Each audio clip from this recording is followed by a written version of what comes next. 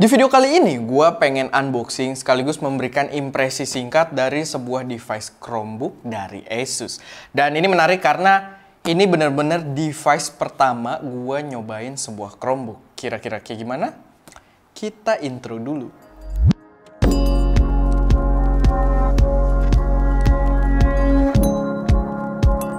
Halo semuanya, selamat datang di channel SM Media dengan gue Erwin, yang biasanya itu kita akan bahas tentang berbagai hal yang berkaitan dengan proses produksi konten kreatif, kayak fotografi, videografi, dan review dari gear-gear pendukungnya. So, kalau kalian tertarik dengan hal-hal tadi, nggak perlu ragu, langsung aja subscribe dan aktifin tombol notifikasinya biar nggak ketinggalan update-update terbaru dari kita.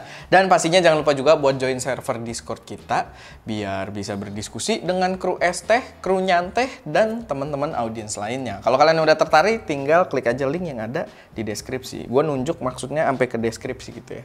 Bukan ada editan Eko di sini gitu. Oke, jadi ini video yang cukup unik karena di sini Aldi minta gue untuk cobain sebuah Chromebook, dan memang buat gue pribadi ini jadi hal yang cukup unik, cukup menarik karena gue literally tidak pernah nyobain sebuah Chromebook. Jadi ini di depan gue udah ada Chromebook terbaru dari Asus, yaitu adalah C214 Flip. Jadi katanya ya dia modelan yang bisa di flip juga. Dan ini adalah Chromebook terbaru dari Asus. Untuk harganya sendiri katanya mungkin sekitar 5 jutaan, 5 atau 6 jutaan. Ya kalian kalau nonton video ini mungkin udah ada informasinya di deskripsi. Cuma gue pas bikin video ini gue belum dapet harga finalnya itu berapa, bakal dijual berapa. Tapi kurang lebih ya bermain di harga-harga tersebut. Karena dia punya target katanya sih buat anak sekolahan. Dengan spesifikasi mirip-mirip laptop merah putih. Gue juga nggak mau komen banyak soal laptop merah putih karena gue tidak mengikuti ya landscape per laptopan belakangan ini. Karena gue fokus dengan kamera. Tapi ya udah itu aja. Kita cobain rasa dari Chromebook ini sendiri. Kita akan buka.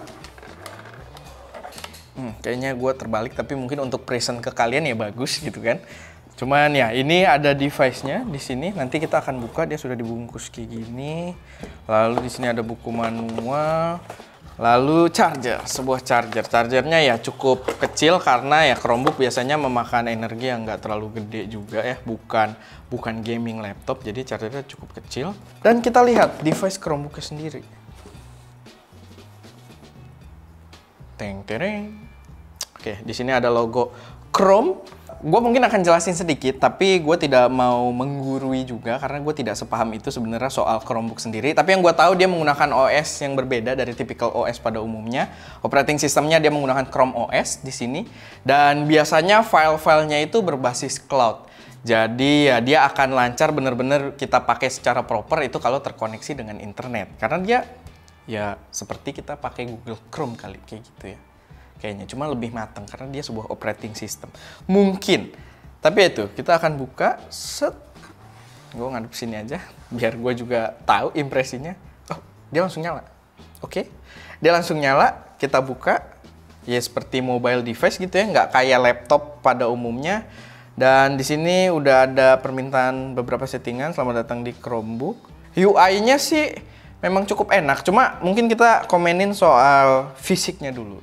Oke, jadi secara fisik kalian bisa lihat estetiknya sih memang bukan selera gua, tapi memang karena tujuannya adalah untuk anak-anak sekolah katanya, makanya dia dijual dengan harga yang cukup budget juga. Memang Chromebook setahu gua dia berada di ranah yang cukup budget friendly, dan estetiknya ini gue bisa paham karena dia mengejar estetik yang cukup rajet gitu ya, yang cukup kuat. Laptop-laptop yang mungkin bahasanya itu agak tahan banting gitu. Gue nggak tahu ini benar-benar dia tahan banting atau gimana. Tapi itu perlu jadi satu evaluasi ya. Karena entah kenapa gue banyak banget ngeliat laptop belakangan ini. Trennya itu, tren laptop yang sekarang lagi rame di thumbnail-thumbnail itu laptop tahan banting, itu kenapa ya? Dari sisi dalamnya kalau kita buka kayak gini memang bukan yang estetik banget juga. Tapi ya it's okay lah untuk sebuah laptop harga segini menurut gue masih cukup oke juga gitu. Sekarang kita setting aja. Dan yang gue lihat sih memang Chrome OS ini akan mensinkronisasi berdasarkan akun Google kita. Karena ya gue pribadi pengguna service Google yang cukup banyak gitu. Gue main Google Docs, gue pakai Google Drive, gue punya Gmail. Dan katanya sih di OS ini kita login sekali dan itu semua ya balik lagi. Karena memang disimpan secara cloud kan. Jadi kita bisa mengakses itu semua di device ini. Oke. Jadi di sini kita disuruh langsung pilih juga aplikasi yang mungkin kita banyak pakai gitu ya. Dan dia aplikasinya memang mirip-mirip dengan Android karena ini OS dari Google juga. Oke, sekarang kita lihat mungkin karena kalian bisa lihat ya, ini aplikasi-aplikasinya memang berkaitan. Gue coba buka email. Tapi emailnya, gue kira dia akan membuka satu aplikasi dedicated, tapi di sini bentuknya masih pakai Google Chrome. Dia masih pakai Google Chrome. Kayaknya kemarin gue ngeliat Aldi nggak begini deh. Atau ini karena tidak di-download kali ya? Oh iya bener, ada pilihan install. Oke, install YouTube. Baru. Ini bentuknya aplikasi gitu. Jadi mungkin bakal lebih gampang juga gitu ya buat dioperasikan. Experience yang memang masih perlu adaptasi. Di sini juga gue kurang suka dengan arah scrollnya ya. Kalau ke atas, gue ininya ke atas. Kalau ke bawah, ininya scrollnya ke bawah. Jadi nggak aneh gitu. Karena kan harusnya, nah kayak sifat touch, kalau kita ke atas, ya dia scrolling ke bawah gitu loh. Tapi dia touchscreen juga ternyata, luar biasa. App Store, dia punya App Store. Kita coba App Store. Kita coba install beberapa aplikasi di sini yang mungkin akan kepake banget kalau gue pakai sebuah Chromebook gitu kan. Oke, mungkin sambil menunggu aplikasinya terinstall, kita lihat dulu. Di sini secara fisik ada hal yang gue notice. Ya, di sini ada hal yang gue notice. Di sini ada sebuah kamera. Dan di sini, jadi ada dua kamera. Satunya ini sangat membingungkan, ada di palm. Tapi ini masuk akal begitu gue sadar kalau dia adalah device flip. Oke, jadi kameranya ada di sini juga. Jadi gue bisa ngerekam ska.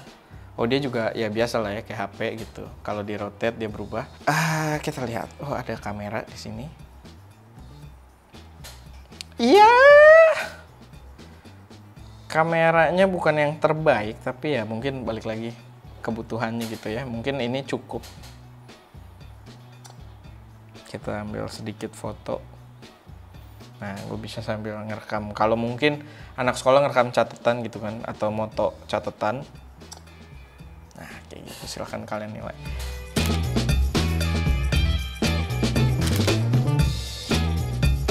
Dan ya mungkin balik lagi karena ini device apa namanya flip gitu kan, Chromebook flip, jadi dia bisa dipakai dalam penggunaan seperti ini juga. Ini mungkin gua close dulu. Oke, close-nya berarti kayak gitu, kayak device Android aja gitu ya. Gua ada nginstal tadi beberapa hal yang mungkin bisa gua gunakan atau yang bakal banyak gua gunakan kalau gua memang pengguna Chromebook gitu kan. Kayak di sini dia ada dokumen. Kita lihat, gue banyak pakai Google Doc, jadi kalian di sini mungkin akan melihat beberapa dokumen gue juga. Nah, itu dia. Balik lagi, karena semua sistemnya disimpan secara cloud, dokumen-dokumen yang memang gue bikin di Google Doc itu nongol semua di sini. Dan memang gue pengguna Google Doc yang cukup intens gitu. Skrip-skrip gue juga gue bikin di Google Doc. Coba kita buka, misalkan. Oke, kita lihat salah satu skrip gue mungkin yang ini.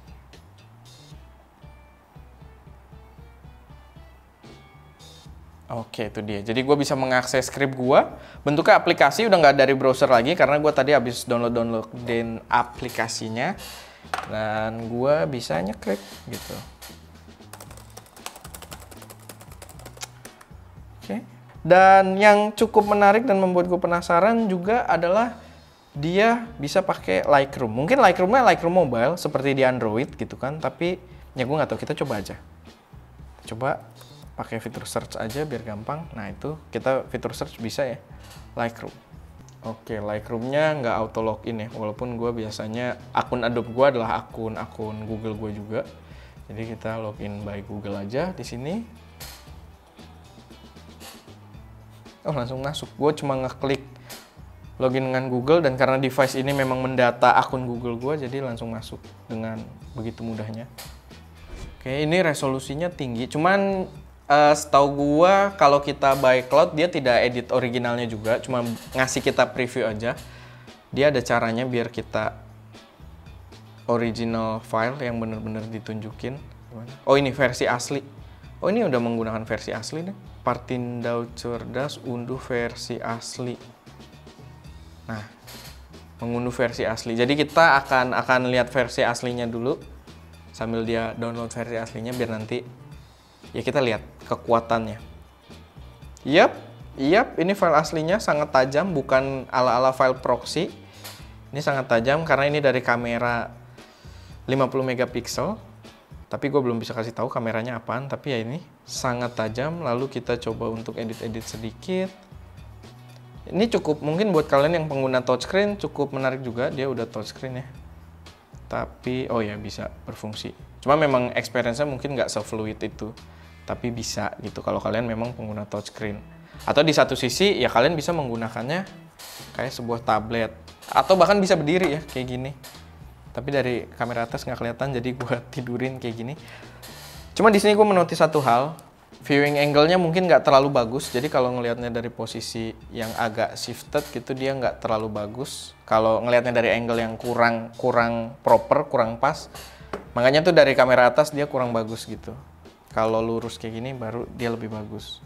Dan ya kita bisa melakukan editing. Cukup bekerja dengan baik ya, performanya cukup enak buat editing. Soalnya kita berikan efek juga, kejernihan, clarity, ya cukup cepet. Dan kita bisa zoom, ngelihat detailnya. Karena ini file original, detailnya kelihatan banget pastinya. Dan ya, buat foto editing gua rasa cukup oke. Cuman tadi kekurangannya mungkin viewing angle-nya kurang mantep, kayak gitu. Oke, jadi itu dia setelah kita cobain laptop ini. Kita balikin dulu ke mode laptop. Oke, agak kasar nggak apa-apa karena dia sudah dibuat rajet gitu kan. Tapi ya ini, balik lagi, ini pertama kali gue nyobain Chromebook. Kalau tadi banyak human error, user error, tolong dimaklumi karena memang sangat kaku ya. Kayak di sini ternyata untuk ke desktop. Oke, dia ada tombol itu. Kalau di Windows kan kita ada tombol yang paling ujung itu ya buat balik ke desktop.